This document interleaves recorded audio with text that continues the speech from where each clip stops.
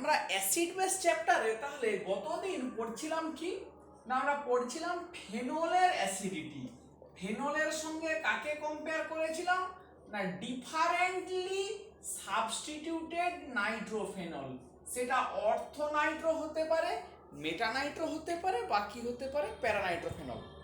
আবার যদি একটু ব্যাপারটাকে স্মরণ করাই আমরা, তাহলে নাইট্রো গ্রুপ মানেই হচ্ছে ইলেকট্রন উইথড্রয়িং গ্রুপ, এবং তার দুটো এফেক্ট আছে, একটা হচ্ছে মাইনাস আই এফেক্ট, একটা হচ্ছে মাইনাস আর এফেক্ট।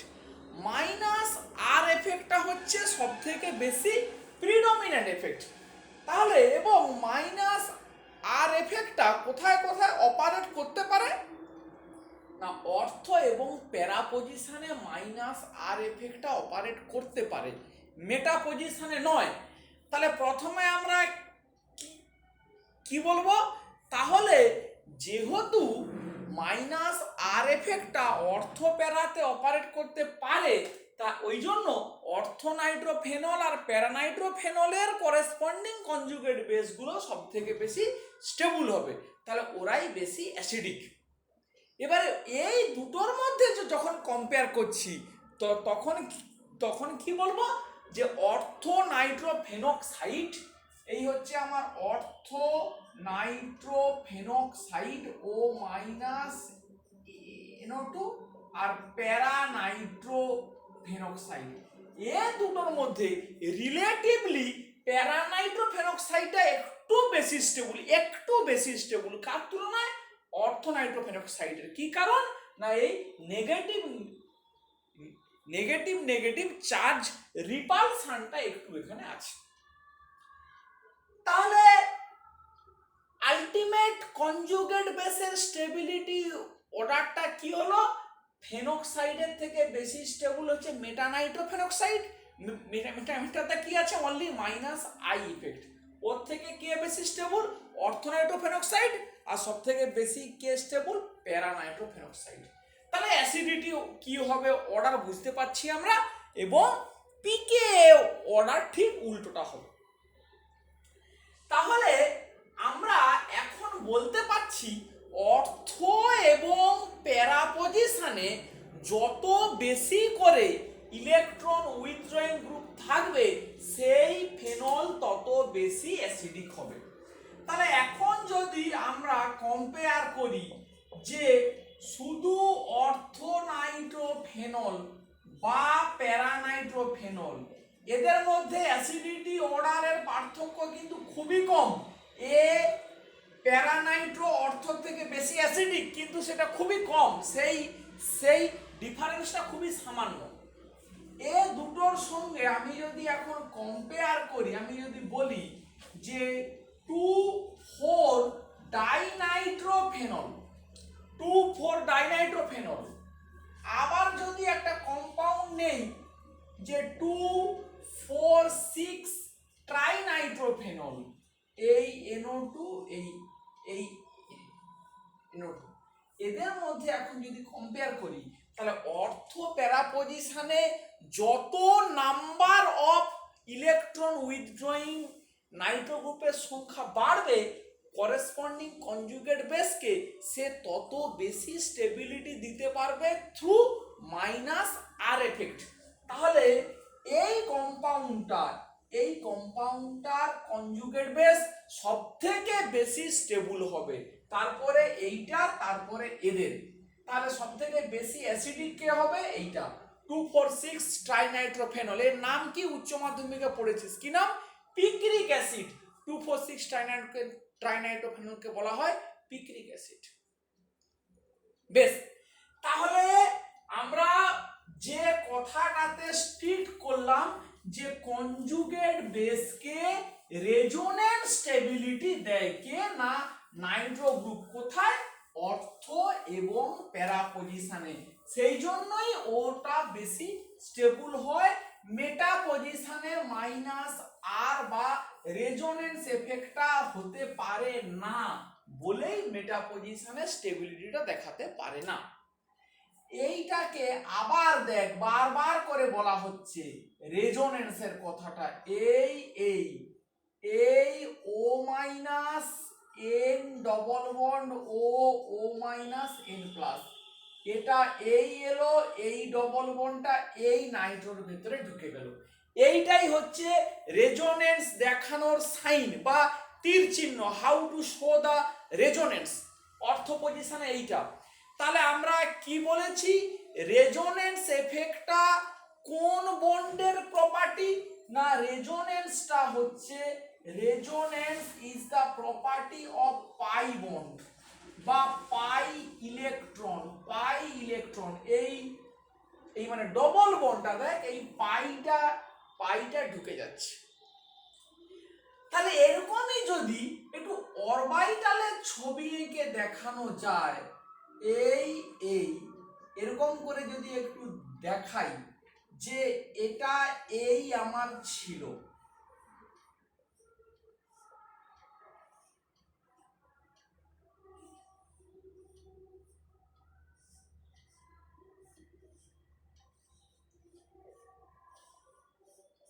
এই অক্সিজেনের এই পি অরবিটাল, এটা অক্সিজেন, এই মাইনাস, এইখানে এই সমস্ত কার্বনে কি আছে, পি অরবিটাল আছে।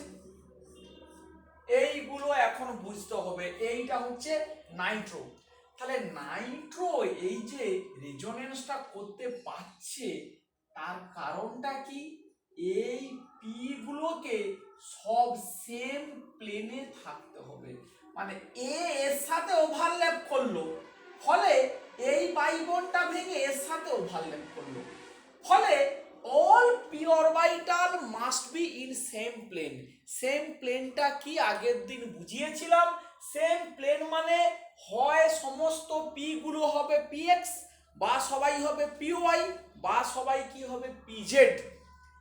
যদি পি অরবিটালটা এই সবার সাথে প্যারালাল কন্ডিশন থেকে যদি ঘুরে যায়, টুইস্ট করে যায়, যদি বেঁকে যায়, মানে এই বন্ডটা যদি রোটেট করে যায়, মানে এই বন্ডটা বোর্ডের প্লেন থেকে যদি একটু ঘুরে যায়, তখন এই পি অরবিটালটাও একটু বেঁকে যাবে উল্টো দিকে, মানে হয় এদিকে বা ওদিকে বেঁকে যাবে।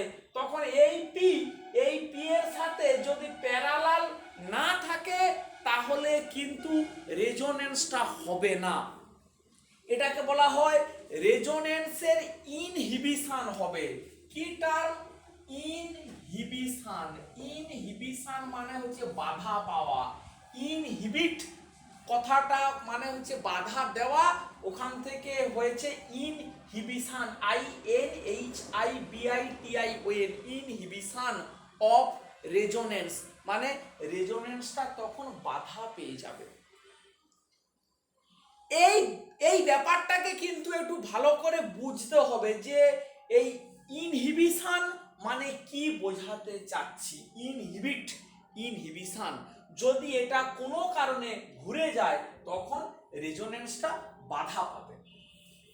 এখন দেখ, আমরা এই নাইট্রোফেনলের অ্যাসিডিটি পড়ছিলাম, তো এইটা পড়তে গিয়ে এবারে আমরা যদি একটা দুটো কম্পাউন্ডের মধ্যে একটু অ্যাসিডিটির কম্পেয়ার করি, সেই দুটো কম্পাউন্ডকে, একটা হচ্ছে 2,6 ডাইমিথাইল, নামের সঙ্গে পরিচিত হতে হবে, কারণ নাম তুলেই প্রশ্ন দেবে, তোকে নাম থেকে স্ট্রাকচার ড্র করতে হবে, ড্র করে তারপরে তোকে যা বলার বলতে হবে। 2,6 ডাইমিথাইল 4 নাইট্রোফেনল, এই একটা কম্পাউন্ড, এর সাথে কম্পেয়ার করতে হবে 3,5 ডাইমিথাইল 4 নাইট্রোফেনল। তাহলে কোন দুটো কম্পাউন্ড, 2,6 ডাইমিথাইল 4 নাইট্রোফেনল, দেন 3,5 ডাইমিথাইল 4 নাইট্রোফেনল, এই দুটো কম্পাউন্ডের মধ্যে অ্যাসিডিটির কম্পেয়ার করতে হবে। তাহলে এই দুটো কম্পাউন্ডের স্ট্রাকচার ড্র করা দেখ। 4 নাইট্রোফেনল মানে এই ফেনল, এই হচ্ছে কি আমার নাইট্রো, তাহলে 1 2 3 4 5 6, এই হচ্ছে 4 নাইট্রোফেনল। 2,6 ডাইমিথাইল, এখানে একটা মিথাইল, এখানে একটা মিথাইল, 2,6 ডাইমিথাইল। এইটা হচ্ছে প্রথম কম্পাউন্ড। সেকেন্ড কম্পাউন্ডটাকে 3,5 ডাইমিথাইল 4 নাইট্রোফেনল। এই হচ্ছে 4 নাইট্রোফেনল। 3,5 মানে এই একটা মিথাইল, এই একটা মিথাইল, এই এটা হচ্ছে 2,6 ডাইমিথাইল, এটা হচ্ছে 3,5 ডাইমিথাইল।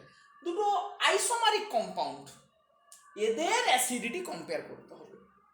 তাহলে আমি কি বলতে পারি, এর করেসপন্ডিং কনজুগেট বেসের ছবিটা ড্র করি।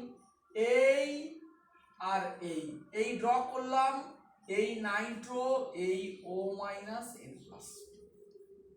এবারে আমরা কি জানি না 4 নম্বর পজিশনে বা প্যারা পজিশনে নাইট্রো আছে, মানে কি করতে পারে, it can show it's -R effect. তাহলে এই নেগেটিভ চার্জটা দেখ সুন্দরভাবে এরকম করে -R এফেক্টের থ্রু দিয়ে স্টেবিলিটি পেতে পারছে। আবার বলছি, phenoxide can get stabilised through -R effect of the nitro group at para position. Phenoxide can get stabilized by the nitro group at para position through its -R effect. So the conjugate base is highly stable. কার ক্ষেত্রে? 2,6 ডাইমিথাইলটার ক্ষেত্রে। যখন আমরা এই 3,5 এর কথাটাতে এলাম, 3,5 dimethyl 4 nitrophenol, তার conjugate বেসটা কোনটা? এইটা, এই N ডবল বন্ড O-N+। এই হচ্ছে দিয়ে তার কনজুগেট বেসটা। এখানে কি ঘটনাটা ঘটে দেখ, নাইট্রো গ্রুপ একটা বড় গ্রুপ, মানে কেমিস্ট্রির ভাষায় বলা হবে বাল্কি গ্রুপ। নাইট্রো একটা বেশ বড় গ্রুপ। দেখ দুপাশে দুটো যেন ডানার মতো করে অক্সিজেন বেরিয়ে আছে, এরকম করে N এদিকে O এদিকে O। তার এপাশে কি আছে? একটা মিথাইল, এপাশেও একটা মিথাইল। মিথাইলকে মিথাইল হিসাবে না ভেবে এরকম করে একটু যদি ভাবিস যে এই H এরকম করে তারও 3টে H বন্ড হয়ে বেরিয়ে আছে, এপাশেও আছে। ফলে এদের মধ্যে সিভিয়ার মানে প্রচুর সিভিয়ার স্টেরিক রিপালশন হবে। স্টেরিক রিপালশন, স্টেরিক কথাটা এইচএসে পড়া হয়েছে, স্টেরিক রিপালশন। স্টেরিক মানে বড় গ্রুপ একে অপরকে যখন বাধা দেয় তখন বলা হয় স্টেরিক রিপালশন। এখন বেনজিনটা প্ল্যানার মলিকুল, ফলে এই মিথাইল এই নাইট্রো সবাই একই প্লেনে আছে।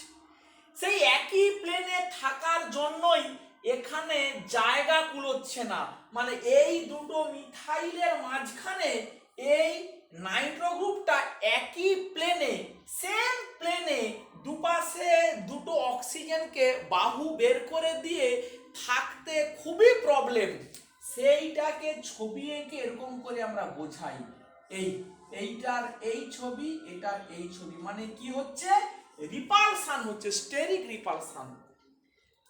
ভালো করে এই ব্যাপারটাকে মাথার মধ্যে ঢোকা।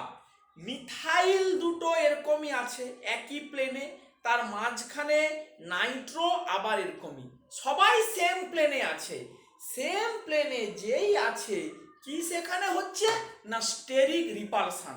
সেই স্টেরিক রিপালশনটাকে অ্যাভয়েড করার জন্য, মানে ও নাইট্রো গ্রুপটা জায়গা পাচ্ছে না, তখন মানে এরকমই ছিল, এই দুটো পেনের মতো করে এই একই প্লেনে, এইখানে আমার গিয়ে তোর নাইট্রোজেন, এই অক্সিজেন, এই অক্সিজেন। ফলে কি করলো না এই কার্বন নাইট্রোজেন বন্ডটা রোটেট করে এরকমই ছিল, নাইট্রোটা এরকমই চলে গেল, এরকমই চলে গেল, এই ছিল নাইট্রোটা এরকমই চলে গেল। তার মানে কি হলো, ওই বাধাটা আর থাকলো না, ওই বাধাটা আর থাকলো না, নাইট্রো গ্রুপটা আউট অফ প্লেন হয়ে গেল। কি হলো? একে কি বলবো? Out of plane. একই প্লেনে থাকলো না, আউট অফ প্লেন। আবারও বলছি, নাইট্রো এরকমই ছিল, এপাশের সঙ্গে এপাশে বাধা পাচ্ছিল, ফলে সে কি করলো? এরকম করে ঘুরে গেল। যদি ঘুরে যায়, দেখ এই দুটো অক্সিজেন তার বাহুটাকে নিয়ে পুরো পারপেন্ডিকুলারলি যদি ঘুরে যায়, তাহলে আর ওই বাধাটা থাকবে না, মানে স্টেরিক রিপালশনটা আর থাকলো না। এই ঘটনাটাই ঘটে। To avoid steric repulsion, nitro group became out of plane. Out of plane, তাহলে যদি আউট অফ প্লেন হয়ে যায়, তাহলে নাইট্রো গ্রুপের নাইট্রোজেন আর অক্সিজেনের পি অরবিটাল গুলো, এইখানেই ভাইটাল পয়েন্ট। নাইট্রো গ্রুপের নাইট্রোজেনের পি অরবিটাল গুলো যে প্লেনে ছিল, তারা যদি এটা এরকম করে ঘুরে যায়, তাহলে পি অরবিটাল গুলো কি হবে? পারপেন্ডিকুলার প্লেনে যাবে। মানে এই যদি নাইট্রোর পিটা এরকমই ছিল, এই এই মোটা পেনটার মতো করে যদি পুরো গ্রুপটা ঘুরে, তাহলে পি অরবিটালটাও কি হবে? ঘুরে যাবে। মানে পি অরবিটালটা আউট অফ প্লেন হবে। কার সঙ্গে? বেঞ্জিন রিং এর সঙ্গে। বেঞ্জিন রিং এর পি গুলোর সঙ্গে এটা সেম প্লেনে ছিল। যেই নাইট্রো গ্রুপটা ঘুরে যাচ্ছে, তখন এই পি অরবিটালটাও ঘুরে যাচ্ছে। এই পি অরবিটালটা তখন বেঞ্জিনের পি অরবিটালের সঙ্গে সেম প্লেনে আর থাকলো না, সেম প্লেনে আর থাকলো না। তাহলে সেম প্লেনে যদি না থাকে, আমি কি বলতে পারবো এই রেজোনেন্সটা যেটা এখানে হচ্ছিল, সেটা এরকম করে হওয়া কি আর সম্ভব? এই তীর চিহ্ন দিয়ে ক্রস মারলাম, মানে এই রকমই রেজোনেন্সটা আর সম্ভব নয়। তার কি কারণ? নাইট্রোটা ওই প্লেনেই আর নেই। Nitro group became out of plane. Nitro group became out of plane, ফলে ওই রেজোনেন্সটা আর সম্ভব হচ্ছে না। এই ঘটনাটাকে বলা হয় steric inhibition of resonance. Steric inhibition of resonance মানে রেজোনেন্সটা ইনহিবিট হলো, রেজোনেন্সটা বাধা পেল বাই স্টেরিক এফেক্ট। স্টেরিক এফেক্টের জন্য রেজোনেন্সটা ইনহিবিট হলো, সেই জন্য এই ঘটনাটাকে বলা হচ্ছে স্টেরিক ইনহিবিশন অফ রেজোনেন্স। তাহলে কি হলো না, ও এই ফেনক্সাইডের মাইনাস চার্জটা আমার আর নাইট্রোর ভেতরে স্টেবিলিটি পেতে পারছে না, কিন্তু ওপরের মলিকুলটার ক্ষেত্রে সেটা সম্ভব। কেউ এটা কারো মাথায়, ফার্স্ট সেমিস্টার তো প্রথম এটা মাথাতে আসতেই পারে যে স্যার এখানেও তো অক্সিজেন মাইনাসের পাশে দুটো মিথাইল আছে, তাহলে এখানেও তো এটা স্টেরিক যে মানে ইনহিবিশন হতে পারতো, এও তো আউট অফ প্লেন হতে পারতো। অক্সিজেন মাইনাস, অক্সিজেন একটা জাস্ট একটা অ্যাটম, তার যা সাইজ, সেখানে এই মিথাইল একে কোনোভাবে স্টেরিক এফেক্ট দিতে পারে না। মানে এর সাইজ এখানে ম্যাচ করে যায়, খুব ছোট সাইজের জন্য এখানে স্টেরিক এফেক্টটা কাজ করে না। কিন্তু নাইট্রোর বড় সাইজ, একটা অ্যাটম থেকে আবার দুপাশে দুটো অক্সিজেন ছড়িয়ে আছে, ফলেই এখানে স্টেরিক এফেক্টটা হচ্ছে। তাহলে আমি ভাষা দিয়ে কি বলবো? এরকম করে আমাকে ভালো করে যদি বলতে হয়, বলবো in case of the conjugate base of 2,6-dimethyl 4-nitrophenol, the conjugate base get stabilized by the resonance of nitro group at its para position. Clear হয়ে গেল? But in case of 3,5-dimethyl 4-nitrophenol, the conjugate base cannot get this type of resonance stability due to steric inhibition of resonance, because 2-orthomethyl with respect to the nitro group offer severe steric repulsion to the nitro group. So nitro group do not the nitro group became out of plane from the benzene ring. So the nitro group became out of plane of the nitro group. So resonance stabilization cannot take place. So the stability of 2,6-dimethyl of 4-nitrophenoxide will be higher than 3,5-dimethyl 4-nitrophenoxide. So acidity of first compound is higher than the second compound. এই কথাটা বুঝতে হবে। এই যে ফেনোমেননটা, যে আমরা যেটাকে বলছি স্টেরিক ইনহিবিশন অফ রেজোনেন্স, এটাকে অনুভব করতে হবে, হৃদয় দিয়ে বুঝতে হবে। কারণ এটা এখানেই শেষ নয়, অর্গানিক কেমিস্ট্রির বিভিন্ন জায়গাতে এই কথাটা প্রায়শই আসবে। তখন কিন্তু এত কথা আর বোঝানো হবে না, জাস্ট এই কথাটা বলে দিয়েই আমরা বেরিয়ে যাব যে এখানে তো স্টেরিক ইনহিবিশন অফ রেজোনেন্স হচ্ছে, ফলে এই ঘটনাটা ঘটছে।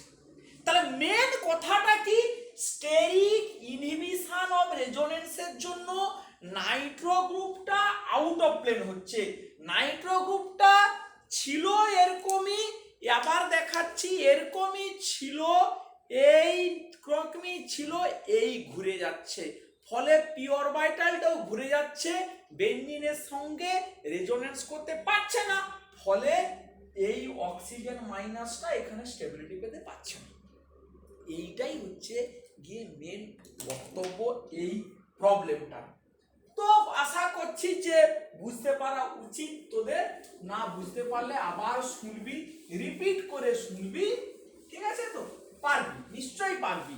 প্রথম কথা হচ্ছে কনফিডেন্স গ্রো করা, যে আমাকে বুঝতেই হবে, তাহলেই বুঝতে পারবি। আর যদি প্রথমেই ধরে বসে নিস যে না আমি বুঝতে পারবো না, তাহলে কারো ক্ষমতা নেই কিন্তু তোকে বোঝানো।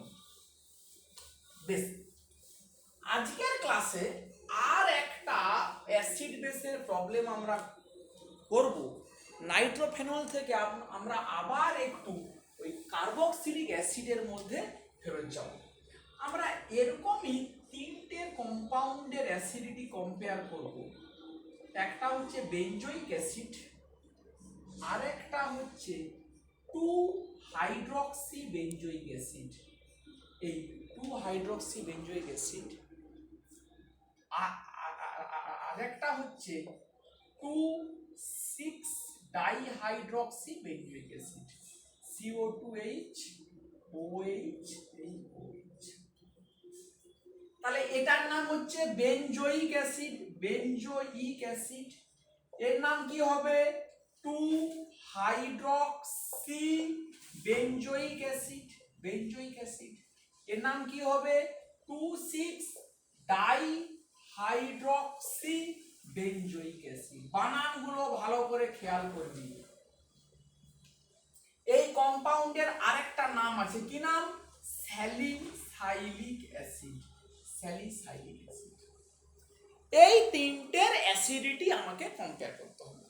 তাহলে এদের অ্যাসিডিটি কম্পেয়ারের জন্য আমি কি করতে পারি? এদের conjugate base C double bonded O minus, এখানে কি করব? Same conjugate base C double bonded O minus.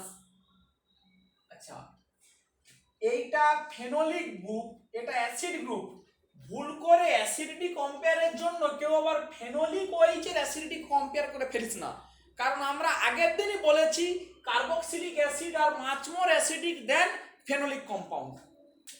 যেই এটা হলো, এই যে অর্থ পজিশনে ওএইচ আছে, এর সাথে কি হবে? Intramolecular hydrogen bond, intramolecular hydrogen bond.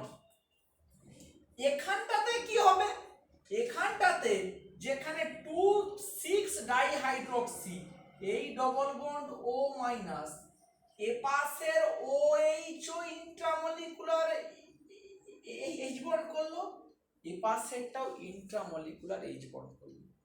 তাহলে এখানে দুপাশের দুটো OH এই কনজুগেট বেসের সাথে ইন্ট্রামলিকুলার হাইড্রোজেন বন্ড করলো, ফলে এই কনজুগেট বেসটা সবথেকে বেশি স্টেবল হবে। তারপরে এটা এখানে একটা OH গ্রুপ দিয়ে স্টেবিলিটি পাচ্ছে, এখানে সেরকম কিছু নেই। তাহলে এদিক থেকে ওদিকে যত আমি যাব কনজুগেট বেসের স্টেবিলিটি বাড়ছে, কনজুগেট বেসের স্টেবিলিটি বাড়া মানে অ্যাসিডিটি বাড়ছে বা পিকেএ ভ্যালু আমার কমছে। এই কথাগুলো এই অ্যাসিড বেস এইগুলো এভাবেই একটু পড়তে হবে, এভাবেই একটু খেয়াল রাখতে হবে। এখন দেখ এই প্রবলেমটার সঙ্গে আমাকে যদি আরেকটা কম্পাউন্ড যদি যোগ করে দেয়, আমাকে বললো যে প্যারা হাইড্রক্সি বেঞ্জোইক অ্যাসিড, এই কম্পাউন্ডের সঙ্গে এটাকেও জুড়ে দিল। এখানে মজাটা দেখ কি এখানে হবে না এই সি ডবল বন্ড ও এই মাইনাস, এখানে কে আছে OH, OH অর্থ পজিশনে থাকলে ইন্ট্রামলিকুলার এই এইচ বন্ডে স্টেবিলিটি দিতে পারে, কিন্তু এখানে তো মানে সেটা সম্ভব নয়। কিন্তু আর উল্টোটা দেখ এখানে OH এর প্লাস আর এফেক্ট আছে, রেজোনেন্স এফেক্ট আছে, ফলে কি করাচ্ছে এ উল্টো ভাবে কার্বক্সিলেট অ্যানায়নের ইলেকট্রন ডেনসিটি বাড়িয়ে দিচ্ছে। এটা কি এফেক্ট না প্লাস আর এফেক্ট। আমরা নাইট্রোজ যেমন মাইনাস আর পড়েছি, এর কি আছে প্লাস আর এফেক্ট, ফলে এর অ্যাসিডিটি কি হবে সব থেকে কম হবে, কারণ এর কনজুগেট বেসটা সব থেকে কম স্টেবল হবে। নেক্সট এরকমই প্রবলেম দেখ ভাষা তুলে প্রবলেম বলতে পারে যে compare the pKa1 of malonic acid, malonic অ্যাসিডের pKa1 অ্যাসেটিক অ্যাসিডের pKa আবার ম্যালোনিক অ্যাসিডের pKa2, এই তিনটেকে কম্পেয়ার করতে বলি। তাহলে কি পড়ছি আমরা ম্যালোনিক অ্যাসিড, ম্যালোনিক অ্যাসিডের pKa1, অ্যাসিটিক অ্যাসিডের pKa, ম্যালোনিক অ্যাসিডের pKa2। ম্যালোনিক অ্যাসিড মানে কোনটা CH2CO2H, এই CO2H, আর অ্যাসিটিক অ্যাসিড CH3CO2H। তাহলে এটা একটা ডাইকার্বক্সিলিক অ্যাসিড, তাহলে এর ডিসোসিয়েশন হলে কি হবে C double bonded O minus, this will get stabilized by the second carboxylic acid, এইভাবে ইন্ট্রামলিকুলার হাইড্রোজেন বন্ড করে স্টেবিলিটি পাবে। অ্যাসিডিক অ্যাসিডের ওরকম কোনো স্টেবিলাইজেশন নেই, ফলে ব্যাপারটা বোঝ। তাহলে কি হলো ম্যালোনিক অ্যাসিডের প্রথম ডিসোসিয়েশনটা K1 হওয়ার পরে কনজুগেট বেসটা আরেকটা কার্বক্সিলিক অ্যাসিডের OH দ্বারা ইন্ট্রামলিকুলার হাইড্রোজেন বন্ডের দ্বারা স্টেবিলিটি পাচ্ছে। অ্যাসিডিক অ্যাসিডের ওরকম কিছু কিন্তু নেই, একটাই। সেম কথা যেটা আগের দিন হয়েছিল বলা, যে কারণে এর প্রথম কনজুগেট বেসটা স্টেবিলিটি পাচ্ছিল, ফলে এই ডিসোসিয়েশনটা খুবই ফাস্টার দেন দিস। কিন্তু সেকেন্ড ডিসোসিয়েশনটা কি হবে, যেহেতু এটা হাইড্রোজেন বন্ডেড আছে, ফলে সেকেন্ড ডিসোসিয়েশনটা কি হবে খুবই স্লোয়ার হবে। সেকেন্ড ডিসোসিয়েশনটা খুবই স্লোয়ার হবে, স্লোয়ার Ka2। কেন না এই এইচটা বন্ডেড হয়ে আছে, হাইড্রোজেন বন্ডেড হয়ে আছে। তাহলে আমরা যদি ডিসোসিয়েশনের কথা বলি, এইটার ডিসোসিয়েশন Ka, তাহলে সব থেকে ফাস্টার কে হবে না Ka1টা হবে সব থেকে faster, then Ka of acetic acid, then Ka2। বুঝে নে ভালো করে, আমরা কে এর কথা বলছি। তাহলে পিকে ভ্যালু সব থেকে কম কার হবে, এইটা। তাহলে কি হলো, পিকে এ ওয়ান অফ ম্যালোনিক অ্যাসিড সব থেকে কম, কারণ ওই ডিসোসিয়েশনটা ফাস্টার।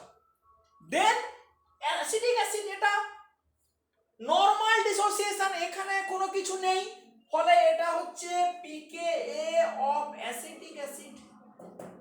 ওর থেকে বেশি কে হবে, ওর থেকে বেশি হবে পিকে এ টু, কার না ম্যালোনিক অ্যাসিড। এইটা হবে কি আমাদের অর্ডার, প্রপার অর্ডার, এই তিনটে পিকের অর্ডার। তাহলে আমরা আজকে এই পর্যন্তই পড়লাম। তাহলে সামারি করলে কি আমরা আজকে পড়লাম, মেনলি আমরা পড়লাম যে স্টেরিক ইনহিবিশন অফ রেজোনেন্স কার ক্ষেত্রে পড়লাম, 2,6-ডাইমিথাইল-4-নাইট্রোফেনল আর 3,5-ডাইমিথাইল-4-নাইট্রোফেনল, এই দুটো কম্পাউন্ডের মধ্যে আমরা অ্যাসিডিটি কম্পেয়ার করতে গিয়ে স্টেরিক ইনহিবিশন অফ রেজোনেন্স পড়লাম। আর কি পড়েছি না, অর্থ এবং প্যারা পজিশনে যত বেশি নাইট্রো গ্রুপ থাকবে কোনো ফেনলের, তার অ্যাসিডিটি তত বেশি হবে। তাহলে 2-নাইট্রোফেনল বা 4-নাইট্রোফেনল, এদের থেকে বেশি অ্যাসিডিক কে হবে, 2,4-ডাইনাইট্রোফেনল। ওর থেকে বেশি অ্যাসিডিক কে হবে, 2,4,6-ট্রাইনাইট্রোফেনল। আর কি পড়েছি না, হাইড্রক্সি বেঞ্জোইক অ্যাসিড, শুধু বেঞ্জোইক অ্যাসিড, 2-হাইড্রক্সি বেঞ্জোইক অ্যাসিড, 2,6-ডাইহাইড্রক্সি বেঞ্জোইক অ্যাসিড আর 4-হাইড্রক্সি বেঞ্জোইক অ্যাসিড, এদের অ্যাসিডিটি মানে 2-হাইড্রক্সি বা 2,6-ডাইহাইড্রক্সির ক্ষেত্রে কনজুগেট বেসটা ইন্ট্রামলিকুলার এইচ বন্ডে স্টেবিলিটি পাচ্ছে, ঠিক তো। তাহলে এইগুলো আমরা পড়েছি। আপাতত অ্যাসিডটা এই পর্যন্তই থাকবে, এর পরের দিন থেকে আমরা বেসিসিটি পড়বো, বেশ কিছু অর্গানিক মলিকুলের বেসিসিটি কম্পেয়ার করব।